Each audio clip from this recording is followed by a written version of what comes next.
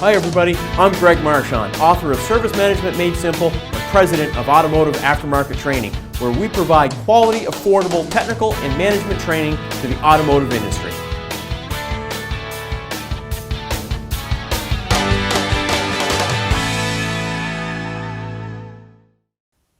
Okay, now, even though you've created an exceptional service experience, you've increased your fixed right first time through training and a whole bunch of other things, attention to detail, and you've created trust with your customer. At some point, you're going to get a customer that is going to be just off the wall angry with you. They're going to walk through that door, they're going to be really upset. Whatever, the wheel fell off, the oil fell out, whatever happened, happened.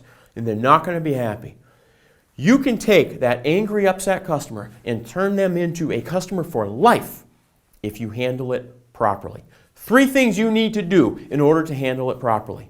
First, listen.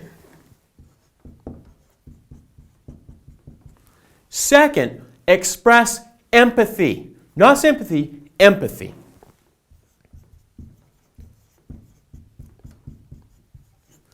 And lastly, let them know what you're going to do. Be assertive. Say, here's what we're going to do.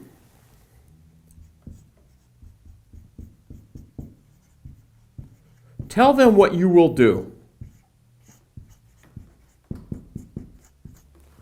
If you do those 3 things and do them consistently and do them well, you can turn an angry, upset customer into a customer for life. Let's talk about the first one, listen. And I don't just mean listen. I mean actively listen. Don't be pulling up a repair order on the computer. Don't be looking at the walls. Don't be just nodding your head, looking down, reading, shuffling papers. That sends a message to a customer that you're not really listening. In my work as a technical specialist for Toyota, when I had to deal with the angriest of angry customers, 70% of those customers I learned were that upset because they didn't feel listened to. Actively listen to your customer. Nod your head.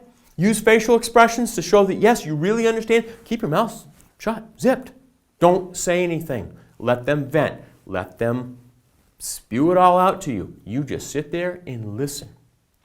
Head nodding, facial expressions, that all works. Okay? Once they vented and it's your turn to talk, never, ever make excuses. You can smell an excuse coming from a mile away, can't you? Your customers can too. Empathy. Express empathy. I said earlier, empathy, not sympathy, because there's 2 different things. If I look you in the eye and I say, Mrs. Smith, I am so sorry this happened to you. Does that send the same message as it would if I looked you in the eye and said, Mrs. Smith, you must have been really scared when that happened? Or, I can understand why you're upset. You see, we get conditioned as humans from the time we're little kids that sorry is just a word we use. It doesn't always mean I'm really sorry. When your mother sent you out, oh, go tell your brother you're sorry. You knew you weren't, didn't you?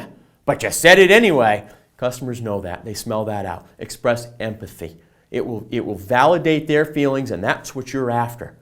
You've let them vent. You've let them come down to where you can have a conversation, and you've now let them know that you understand the situation. Now it's time to tell them what you're going to do about it. And by being assertive and saying, here's what we're going to do, that customer feels like you're in control.